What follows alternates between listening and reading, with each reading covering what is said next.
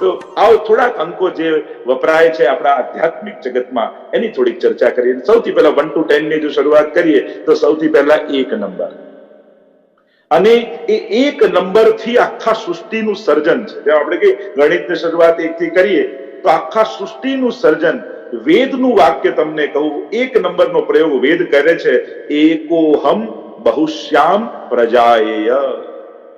વેદની શરૂઆત જે આખું સૃષ્ટિનું સર્જન ભગવાને કર્યું ત્યારે એક કોણ છે તો કે બ્રહ્મ, જે અનાદિ અને શાશ્વત છે, અને એક રહેલા પરમાત્માને અનેક થવાની ઈચ્છા થઈ. આ એક થી શરૂઆત થાય છે સૃષ્ટિના સર્જન, અને આ એકનો આંક વેદમાં લખેલો છે. લોકો ભલે એમ કે અંક ખાલી 0 ભારતે આપ્યું, બાકી બધા આંક આપ્યા, બાકી વેદનું રિસર્ચ કરવા જાવ તો તમને આંક મળે જ છે. એકોહમ બહુશ્યામ પ્રજાયેય, વેદ તો અનાદિ કયા છે, તો એકમાંથી હું અનેક થયો. તો આ એક કોણ તો કે અહમેવા સમેવાગ્રે નાન્યદ યત સદસત પરમ પશ્ચાદહમ યદે તચ્ચ યો વશેષ્યેત સોસ્મ્યહમ. એ કોણ છે તો કે બ્રહ્મ છે. જ્યારે કાંઈ નહોતું ત્યારે એ એક હતો, જ્યારે બધું જ છે તો એ એક જ નો વિસ્તાર છે, અને જ્યારે કાંઈ નહીં રહે ત્યારે એક જ રહેશે, અને એ છે પરમાત્મા. અને એટલા માટે આ એક આંક એટલે બ્રહ્મ. શાસ્ત્રોમાં, વેદમાં એક આંક રૂપ પરમાત્માને કહેવામાં આવ્યા છે. એ એક રહેલો પરમાત્મા અનેક રૂપે વિસ્તર્યો છે. એકોહમ બહુશ્યામ પ્રજાયેય. એટલે હું બધા આંકમાં બે ચાર જ વસ્તુની ચર્ચા કરીશ. બહુ બધા વિષયો લેવા જઈશ તો પછી આપણે ઘણા વિષયો છૂટી જશે. તો એક એટલે બ્રહ્મ. જ્યારે પણ એકની વાત આવે ત્યારે બ્રહ્મનો વિચાર કરવો. શાસ્ત્રોમાં એને જ એક કહ્યું છે. અને બીજું વાત જે ગીતાજીમાં ભગવાન ઓમ ઇતિ એકાક્ષર બ્રહ્મ, એમ ગીતાજીમાં ભગવાને કહ્યું. ઓમ છે ને એ ઓમ ઇતિ એકાક્ષર બ્રહ્મ, એક અક્ષરનો બ્રહ્મ એ ઓમ અક્ષર છે, એમ શાસ્ત્રોમાં. એટલે વેદની દરેક શરૂઆત હરિ ઓમ તસ્સીરકા પુરુષા ઓમ થી શરૂઆત. તમે જો સરદારજી જે શીખ સંપ્રદાય છે એમાં પણ તમે જુઓ તો એક ઓમકાર લખ્યું છે, એક ઓમ એમ લખ્યું, એક થી શરૂઆત છે ત્યાં પણ. તો એ એક રૂપ ઓમકાર રૂપ પરમાત્મા પોતે ઓમ રૂપે વિદ્યમાન છે, બિરાજમાન છે. અને એટલા માટે આ એક અક્ષર એટલે બ્રહ્મનો દ્યોતક છે. બીજો આંકડા આવે, હું બહુ ટૂંકમાં ચર્ચા કરીશ કારણ કે ઘણા બધા આંક લેવા છે, અને ઘણામાં તો એટલા બધા શબ્દો એટલા બધા પ્રચલિત છે કે ન લઉં તો પણ એમ લાગશે કે આ ન લેવું. બીજું છે 2 આંક, અને આમાં પણ વેદમાં, હું વેદની પણ ચર્ચા કરીશ, પુરાણની પણ ને આપણે ષોડશ ગ્રંથાદિની પણ. વેદમાં દ્વા સુપર્ણા સંયુજા સખાયા 2 શબ્દનો પ્રયોગ કર્યો, 2 અક્ષરનો પ્રયોગ વેદે પણ કર્યો છે, ઉપનિષદે કર્યો છે કે 2 સખા, એક જીવાત્મા અને પરમાત્મા, 2 પક્ષીઓ એક ડાળ પર બેઠા છે, એમ 2 શબ્દનો પ્રયોગ કર્યો છે. તો 2 આંક વેદમાં પણ છે. એટલે કોઈ એમ કહેતું હોય કે શૂન્ય જ ભારતે આપ્યું, એવું નથી. આપણે ત્યાં જ્યોતિષશાસ્ત્ર તો અનાદિ છે અને એમાં બધું આંક ઉપર જ છે. એટલે એની પણ ચર્ચા એક છે, ચર્ચાનો વિષય જ છે કે ભારતે શું શું આપ્યું છે અને ક્યાંથી ક્યાં પ્રસર્યું છે. તો 2 શબ્દ આપણે ત્યાં પુષ્ટિ માર્ગમાં જો આપણે 2 કંઠી ધારણ કરીએ છીએ, 2 નો આંક. કોઈ કે કંઠી કેટલી પહેરવાની કે 2, કારણ 2 મંત્રની આપણને દીક્ષા થાય છે, અષ્ટાક્ષર અને પંચાક્ષર. બીજું 2 કહું તો શૃંગારસ દ્વિદલાત્મક છે એમ કહીએ છીએ. દ્વિદલ, જેમ દ્વિદલ કહીને ચરણાની 2 ફાંક હોય તો દ્વિદલ કહેવાય. સંયોગાત્મક અને વિપ્રયોગાત્મક. તો 2 નો આંક ત્યાં પણ પ્રયુક્ત થયો. શૃંગારસ ને દ્વિદલાત્મક આપણે કહીએ છીએ. બીજું 2 નો આંક કહીએ તો શ્રી મહાપ્રભુજીના 2 લાલજી છે, શ્રી ગોપીનાથજી અને શ્રી ગુસાઈજી. એમાં પણ 2 ના આંકની ચર્ચા કરી શકાય. તો દ્વૌ ભૂત સર્ગો લૌકેસ્મિન, ગીતાજીની વાત કરું તો 2 સર્ગ ભગવાને સર્જ્યા છે, એક દૈવી સૃષ્ટિ અને બીજી આસુરી સૃષ્ટિ. આ 2 નો આંક. આમ જો 2 ની ચર્ચા કરવા જઈએ તો ઘણી બધી આપણે ચર્ચાઓ ત્યાં કરી શકીએ. એમ તો 2 તો આપણે ત્યાં વિશેષ રૂપે યુગલ સ્વરૂપ, યુગલ એટલે 2, તો એ પણ 2 નો આંક છે. અને બીજું એક વિશેષ આંક 2 ની વાત કરું, જ્યારે પણ આપણે ભોગ ધરીએ છીએ ત્યારે એક વસ્તુ નથી ધરતા, 2 ધરીએ છીએ. જો આપણે કોઈ બી નંગ ધરીએ, આપણે બંટામાં ભરીએ તો કે ચલો 2 લાડુડી ધરો, યા ભોગમાં ધરીએ તો ચલો 2 મસડી ધરો. આપણે ત્યાં દરેક વસ્તુ 2 સંખ્યામાં ધરાય છે. ભોગમાં વિશેષ રૂપે યાદ રાખવું, આપણે ત્યાં એનો ભાવ પણ એ છે કે યુગલ સ્વરૂપનો ભાવ, એક ઠાકોરજીનો, એક સ્વામીજીની સામગ્રી. એ આપણા વાર્તા સાહિત્યમાં એવો પ્રસંગ આવે છે કે એકવાર ગુસાઈજી નાના હતા, બાળક હતા, અને શિંગાર ભોગ ધર્યો હતો ઠોર, અને મહાપ્રભુજી કઈ શાસ્ત્રાર્થ કરવામાં વ્યસ્ત થયા. એટલામાં ગુસાઈજી ઘૂંટણીએ ચાલતા આવ્યા નવનીતલાલ પાસે, અને એમની પાસે જે ઠોર પડ્યો હતો એને પકડીને લેવા લાગ્યા. અને નવનીત પ્રિયાજીને એમ થયું કે ગુસાઈજી મારો ઠોર લઈ જશે, એટલે બીજી બાજુથી નવનીત પ્રિયાજીએ પકડ્યો. અહીંયાથી ગુસાઈજી ખેંચે, ત્યાંથી નવનીતલાલ ખેંચે, અહીંયાથી ગુસાઈજી ખેંચે, અહીંયા નવનીતલાલ ખેંચે. અને આ દ્રશ્ય જયારે મહાપ્રભુજીએ જોયું ત્યારે એમના વહુજીને આજ્ઞા કરી, આજ પછીથી એક ન ધરતા નંગ, આજ પછીથી 2 નંગ ધરજો, જેથી એક ઠાકોરજીનું અને એક ગુસાઈજીનું. હવે યેહી તેહી તેહી એહી કછું ન સંદેહ. હમણાં પદમાં આપણે સાંભળ્યું કે બંને એક રૂપ છે. અને ત્યારથી આપણે ત્યાં આ પ્રસંગ પરથી ક્રમમાં આવ્યો કે હંમેશા 2 સામગ્રી આપણે ત્યાં ધરી, 2 નંગ સામગ્રી. એટલે આ 2 નો આંક વિશેષ રૂપે સામગ્રીમાં તો યાદ રાખવું જ, 2 ધરવામાં આવે છે. એક તો શિંગારમાં પણ દુહેરાનો શિંગાર હોય છે. ઘણી વાર ઉત્સવમાં એવું લખ્યું દુહેરા શિંગાર, અને દુહેરા શિંગારમાં એવું બધી વસ્તુ ડબલ આવે, 2 આવે બધું છે. એટલે આમ દુહેરોનો ક્રમ આપણે ત્યાં છે. એટલે 2 વિશેષ રૂપે આપણે ત્યાં આંકની મહત્તા આપણે ત્યાં સ્વીકારી છે. અને પ્રેમની પણ અવસ્થા 2 કહી શકાય, સંયોગ અને વિપ્રયોગ. બધું દ્વિદલાત્મક છે. શિંગારસ દ્વિદલા, પ્રભુમાં પણ સંયોગ પણ છે, વિપ્રયોગ છે. નટવર વપુહુ, ત્યાં કહ્યું નટવતે છે ને વરવતે છે, ઉભય રૂપ છે. અને ત્યારે તો શિંગાર રસ પૂર્ણ થાય. તો એમ ભાવમાં પણ વિપ્રયોગનો ભાવ અને સંયોગનો ભાવ, આ બંનેનો અનુભવ થાય. અને એટલા માટે પુષ્ટિ માર્ગમાં આ 2 નો આંક વિશેષ રૂપે આપણને પ્રાપ્ત થાય છે. અને આ તો અનાદિકાળથી સયુજા સખાયા સમાન વૃક્ષમ પરિશસ્વ જાતે, આ 2 પક્ષીઓ ડાળ પર બેઠા છે. અને એ ભાવથી લઈ અને આજ સુધી ઠાકોરજીમાં આ 2 નો ક્રમ પુષ્ટિ માર્ગમાં સચવાયેલો છે. અને એટલા માટે જયારે પણ સામગ્રી ભોગ ધરો તો આની વિશેષ રાખજો. બીજું ત્રીજો આંક આવ્યો 3. 3 ની જો શરૂઆત કરું તો સૃષ્ટિ સર્જનથી વાત કરું ત્યારે ભગવાન ત્રિદેવને પ્રગટ કરે છે. 3 દેવ, બ્રહ્મા, વિષ્ણુ અને મહેશ. એટલે 3 ની વિશેષતા હિન્દુ ધર્મમાં થઈ. બીજી 3 ની વાત કરો તો પ્રકૃતિના 3 ગુણ આપણા શાસ્ત્રોમાં બતાવ્યા, સત્વ, રજ અને તમ. આ 3 ગુણ. પરમાત્માના સ્વરૂપની વાત કરો તો સચ્ચિદાનંદ રૂપાય. આપનું રૂપ કેવું છે? સત, ચિત અને આનંદ રૂપ. એમાં પણ 3. પ્રભુના સ્વરૂપની વાત કરો તો 3 પ્રકારના સ્વરૂપની મહાપ્રભુજીએ વાત કરી. પ્રભુનું આદિ ભૌતિક સ્વરૂપ, આધ્યાત્મિક સ્વરૂપ અને આદિ દૈવ. જો આ બધા હું શબ્દો બોલી રહ્યો છું, એનો વિસ્તાર કરવા અને સમજાવવા જવું તો ઘણો સમય જાય. એટલે હું ખાલી તમને ટ્રેલર જ બતાવું છું. એટલે તમે નાનામાં સમજો, નહીં તો મારું અંક ગણિત બાજુ પૂરું નહીં થાય, અડધું રહી જશે આપણું. એટલે હું થોડો ફાસ્ટ જઈ રહ્યો છું, કારણ કે એ બધા શબ્દોને બહુ ડિટેલમાં નહીં જવું. પણ સ્વરૂપની 3 પ્રકારની આપણે ત્યાં દુઃખની પણ કહ્યું ને કે વિવેક દરિયાશ્રમ બતાવ્યું, ભૌતિક દુઃખ, આધ્યાત્મિક દુઃખ, આદિ ત્રિદુઃખ સહનમ ધૈર્યમ. એ મહાપ્રભુ વિવેક દરિયાશ્રમે કહ્યું ને 3 પ્રકારના દુઃખો સહન કરવા, કે આદિ ભૌતિક, આધ્યાત્મિક, આદિ દૈવિક. આપણે ત્યાં ઠાકોરજીના પણ 3 સ્વરૂપ, આ યમુનાજીના પણ 3 સ્વરૂપ, મહાપ્રભુજીના પણ રૂપમ તત ત્રિતયાત્મકમ 3 સ્વરૂપ કહ્યા ને મહાપ્રભુજીના. આનંદ એટલે શ્રી કૃષ્ણ રૂપ, સ્વામીજી રૂપ અને સાક્ષી રૂપ. આ 3 સ્વરૂપ મહાપ્રભુજીના પણ બતાયા, ઠાકોરજીના પણ બતાયા, યમુનાજીના પણ 3 સ્વરૂપ બતાયા. ભૌતિક સ્વરૂપ એટલે જલપ્રવાહ, આધ્યાત્મિક સ્વરૂપ એટલે તીર્થ રૂપ, આદિ દૈવિક સ્વરૂપ એટલે સખી રૂપ. આ 3 સ્વરૂપ. તો એ 3 ની પણ 3 પ્રકારની વાત કરી શકાય. પ્રભુનું કાર્યની જો વાત કરો તો પ્રભુનું કાર્ય કેવું છે તો કે 3 દેવ પ્રગટ કર્યા તો 3 પ્રકારનું કાર્ય, સર્જન, પાલન અને વિસર્જન. તો એમાં પણ 3 આવ્યું. આગળ જો ચર્ચા કરીએ તો પ્રભુ સંબંધી તો છે, પણ આયુર્વેદમાં પણ તમે જોવા જાઓ તો આયુર્વેદમાં પણ આખું આયુર્વેદ વાત, પિત્ત અને કફ, આ 3 ઉપર જ આખી આયુર્વેદનું સમાયોજન થયેલું છે. એમ 3 ની જો ચર્ચા કરીએ તો અનેક પ્રકારથી આપણે એ ચર્ચા 3 ના આંકડાની કરી શકીએ કે આ 3 નું આંક કઈ રીતે વિશેષ રૂપે મહાત્મ્ય રાખે છે આપણા હિન્દુ ધર્મમાં, આપણા પુષ્ટિ માર્ગમાં. આગળનો અંક એ 4 અંક છે. હવે 4 અંકની જો વેદથી વાત કરું તો વેદ કેટલા? તો કે 4. યજુર્વેદ, અથર્વવેદ, સામવેદ આયુર્વેદ, આમ 4 પ્રકારના વેદની પણ આપણે ચર્ચા કરી શકીએ છીએ અને એ રીતે પણ એનો વિસ્તાર કરી શકાય છે કે 4 વેદની આગળ વાત કરો હિન્દુ ધર્મમાં 4 અક્ષરની તો 4 ધામ આપણા પ્રસિદ્ધ છે.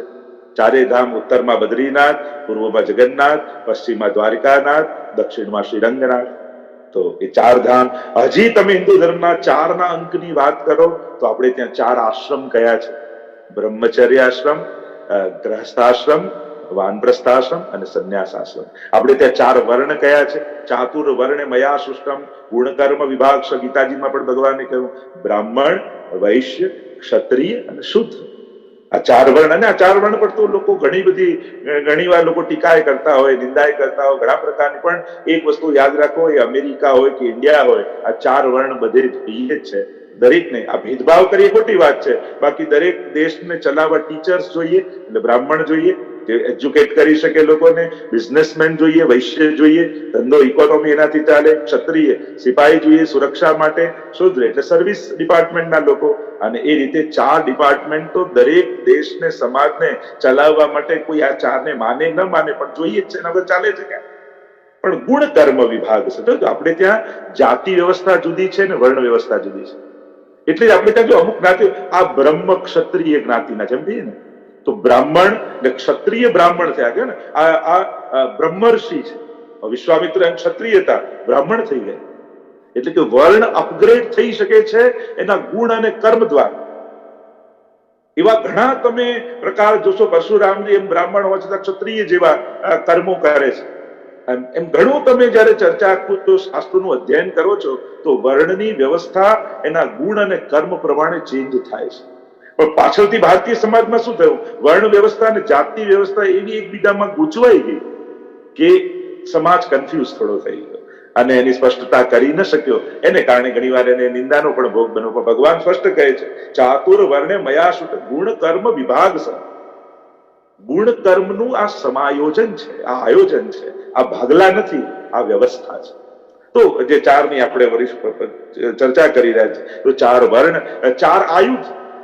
આપણા ભગવાન દ્વારકાધીશ તમે જુઓ 4 આયુધ ધારણ કરે છે. આયુધ એટલે હથિયાર હાથમાં હોય છે ને, શંખ, ચક્ર, ગદા અને પદ્મ. આ 4 આયુધ ઠાકોરજી ધારણ કરે છે. તો એ પણ 4ની ચર્ચા આપણે કરી શકીએ. હજી જો 4નું જોવા જાવ તો આપણે નિત્ય લીલાની જો ચર્ચા કરીએ આપણા ભાવાત્મક જગતની, તો 4 યુથ. આપણે ત્યાં 4 યુથ છે કે સ્વામીજીનું નિત્ય સિદ્ધા ગોપીજનોનું, ચંદ્રાવલીજીનું પરકિયાનું, લલિતાજીનું અને કુમારિકાઓનું શ્રી યમુનાજીનું. તો 4 યુથ પણ બિરાજમાન છે. એમ જો 4ની આપણે જો ચર્ચા કરવી તો ઘણા પ્રકારથી આપણે આવા ચર્ચા કરી શકીએ. આગળનો આંક છે 5 અને 5માં તો આ પુષ્ટિ માર્ગના 5 તત્વ નિત ગાયેજી, તેના જન્મ જન્મના પાપ સર્વે જાયેજી. પ્રસિદ્ધ આપણું ચર્ચાનો વિષય જે 5 આંક કહીએ તો ઘણા બધી ચર્ચાઓ આપણે કરી શકીએ એમ છે. સૌથી પહેલા પુષ્ટિ માર્ગના 5 તત્વો છે. પહેલું તત્વ શ્રીજી શ્રી નવનીત પ્રિયા સુખકારીજી સમરો શ્રી મથુરાનાથ કુંજ બિહારીજી એટલે શ્રીનાથજી અને 7 સ્વરૂપ. બીજું તત્વ શ્રી વલ્લભ કુળને ભજીએ છીએ, શ્રી મહાપ્રભુજીને એમનો વંશ. ત્રીજું તત્વ શ્રી યમુનાજીને જાણોજી, શ્રી યમુનાજી. ચોથું તત્વ શ્રી ગિરિરાજજી અને 5મું તત્વ બ્રજભૂમિ. તો આ 5નો અંક વિશેષ રૂપે પુષ્ટિ માર્ગમાં મહાત્મ્ય રાખે છે. તો આ 5 પુષ્ટિ માર્ગીય તત્વો અને 5 મહાભૂત આપણે કહીએ ને કે આખું જગત વિવિધતાથી ભરેલું છે. પણ આખા જગતને તમારે સીમિત કરી દ્રષ્ટિએ જોવું હોય તો એ સીમિત દ્રષ્ટિ જો આખા જગત જે વૈવિધ્ય રૂપ નામ વિભેદે જગત રૂપ નામના ભેદથી લાખો કરોડો વસ્તુઓના નામ અને વસ્તુઓના આકાર છે. પણ એ બધાને એક કરીને જોવા હોય, એકદમ નજીક લાવી દેવા હોય તો કે આ બધા જ તત્વો આ 5 તત્વના બનેલા છે, જેને કહેવાય પંચ મહાભૂત: પૃથ્વી, જળ, તેજ, વાયુ અને આકાશ. તો આ 5 ભૂત અને એનાથી જ સમગ્ર સૃષ્ટિનું વિવિધ પ્રકારથી સર્જન થયું છે. તો આ 5નો અંક કહી શકે. બીજું વિશેષ પ્રકારથી 5નો અંક તો પુષ્ટિ માર્ગીઓ માટે વધારે મહત્વનો, કારણ આપણો બ્રહ્મ સંબંધનો અંતનો મંત્ર પંચાક્ષર, 5 અક્ષરનો મંત્ર. આપણે કહીએ ગદ્ય મંત્ર એટલે ગદ્ય એટલે લિટરેચર અને છેલ્લે 5 અક્ષરનો મંત્ર. એને કહીએ છીએ પંચાક્ષર મંત્ર. એ કૃષ્ણ હું તારો છું, આપણે એ તો અપરસમાં ઠાકોરજી આગળ બોલતા હોઈએ છીએ, પણ બ્રહ્મ સંબંધ સમયે આ 5ના અંકને આપણે યાદ કરીએ છીએ અને એક કંઠી આપણે પંચાક્ષર મંત્રની પહેરી છે, જેના દ્વારા આપણને સ્વરૂપ સેવાનો અધિકાર મળે છે. એટલે આ 5નો અંક તો વૈષ્ણવ ક્યારે ભૂલી ન શકે. અને એમાંય આપણે ઠાકોરજી પુષ્ટાવા જઈએ અને ત્યારે આપણા લાલનને કે આપણા ઠાકોરજીને પંચામૃતથી સ્નાન કરાવીએ છીએ. એટલે હિન્દુ ધર્મમાં અને પુષ્ટિ માર્ગમાં પંચામૃત છે, 5 અમૃત છે.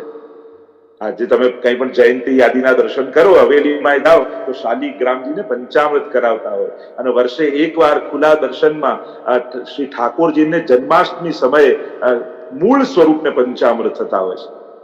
તે 5 દૂધ, દહીં, ઘી, બુરું અને શહેદ, આ 5 અમૃત માનવામાં આવે છે અને એને કહીએ છીએ પંચામૃત. તો પંચાક્ષર, પંચામૃત, અને પાછું તમે રોજ સેવા કરવા જાઓ એટલે ટીપણી ખોલો, એને શું કહેવાય? પંચાંગ. 5 અંગ આપણે કહીએ ને કે ટીપણીમાં તિથિ, કરણ, નક્ષત્ર, યોગ અને વાર, આ 5 અંગ હોય અને એને એટલા માટે એને કહેવાય પંચાંગ. આપણે રોજ તિથિ જોઈએ, વાંચીએ, આજે આ એકાદશી છે, આજે બારસ છે, અને એ જોયા પછી આપણે સેવાક્રમની પુસ્તક જોઈએ અને કહીએ અચ્છા આ તિથિ આ છે, તો આજે કયા વસ્ત્ર આવશે, કયા શૃંગાર આવશે, કયો ઉત્સવ આવશે, અને એ પ્રકારે આપણા ઠાકોરજીને આપણે સેવા કરતા હોઈએ છીએ. અને એટલા માટે પંચાંગ. તમે એક 5નું તમે જોતા જાઓ તો ઘણી બધી આપણે રાસ પંચાધ્યાયી આપણે કહીએ ને, રાસ પંચાધ્યાયી 10મ સ્કંદના 5 પ્રાણ છે અને એ 5 અધ્યાયમાં ઠાકોરજીએ 5 પ્રકારથી રમણ કરી અને સ્વસ્વરૂપનું દાન બ્રજભક્તોને કર્યું, એટલે એને કહેવાય છે રાસ પંચાધ્યાયી. 5 અધ્યાય રાસના, અને એનાથી તો આખું પુષ્ટિ માર્ગનું હાર્દ એ પંચાધ્યાયીમાં રહેલું છે. આ પંચાક્ષર મંત્ર પણ આપણને ત્યાંથી પ્રાપ્ત થયો છે કે જે ગોપીજનોએ ઠાકોરજી આગળ અભિવ્યક્ત કર્યો, અને એટલા માટે 5નો આંક તો પુષ્ટિ માર્ગ આખો આ 5 અક્ષરમાં સમાહિત છે. કારણ કે અષ્ટાક્ષરથી શરૂ થાય છે, પંચાક્ષરમાં આપણો વિરામ પામીએ છીએ. એટલે એમાં પણ હિન્દુ ધર્મમાં પણ તમે જો ચર્ચા કરવા જાઓ તો હિન્દુ ધર્મના જે વૈદિક મંત્રો અને વૈદિક ધર્મો છે એમાં પણ અનેક પ્રકારની ચર્ચાઓ છે કે 5 પ્રકારના યજ્ઞ બતાવે છે આપણે ત્યાં. આ 5 યજ્ઞ નિયમિત જૈવે કરવા જોઈએ. એમાં પણ 5 પ્રકારની હિંસા જીવને થાય છે અને એનાથી 5 પ્રકારનું પ્રાયશ્ચિત શાસ્ત્રોમાં બતાવ્યું છે. એની હમણાં હું ચર્ચા નહીં કરું, પણ એ પણ એક હિન્દુ ધર્મની પ્રણાલિકામાં આવે છે કે આ 5 ભૂત યજ્ઞ, દેવ યજ્ઞ, ઋષિ યજ્ઞ, આ બધા 5 પ્રકારના યજ્ઞો દરેક ગ્રહસ્થે કરવા જોઈએ એવી ચર્ચા છે. અને 5 પ્રકારની હિંસારોધ થાય છે સામેણીમાં, ઘંટીમાં, એમાં એમ શાસ્ત્ર બતાવે છે. એના 5 પ્રકારના પ્રાયશ્ચિત બતાવ્યા છે. એટલે 5નો આંક તો વિશેષ રૂપે ઘણી બધી રીતે આપણે, અને મહાપ્રભુજી જયારે બ્રહ્મ સંબંધની આજ્ઞા ઠાકોરજીએ કર્યું ત્યારે તો બ્રહ્મ સંબંધ કરણા સર્વેશામ દેહ જીવયો સર્વ દોષ નિવૃત્તિ દોષા પંચવિધા સ્મૃતા. ષોડશ ગ્રંથને જોવા જાવ તો જીવમાં કેટલા દોષો રહેલા છે? તો કે 5. દેહ જીવયો એટલે દેહના 5 દોષ અને જીવના 5 દોષ, આ બંનેને 5 દોષ લાગેલા છે. તો જીવના 5 દોષ કયા છે? તો કયું? જે 10મ સ્કંદમાં મહાપ્રભુજી પંચ પરવા અવિદ્યા બતાવી છે. પૂતના અવિદ્યા રૂપા, પૂતના આવીને અવિદ્યા રૂપ છે, અને 5 પ્રકારના અધ્યાસો મહાપ્રભુજી બતાવ્યા. એ 5 પ્રકારની અવિદ્યા કહેવાય. દેહાધ્યાસ, પ્રણાધ્યાસ, ઇન્દ્રિયાધ્યાસ, અંતઃકરણાધ્યાસ અને સ્વરૂપ વિસ્મૃતિ. આ 5 અવિદ્યા જીવને લાગેલી છે અને ઠાકોરજી એક અસુરને મારી બ્રજભક્તોની આ બધી અવિદ્યા દૂર કરી રહ્યા છે. એ રીતે 5 પ્રકારની વિદ્યાનું પણ વર્ણન છે. અને દેહના જીવો તો સહજા દેશ કાલોત્થા લોકવેદ નિરૂપિતા સંયોગજા સ્પર્શજાશ્ચ ન મંતવ્યા કથંચન.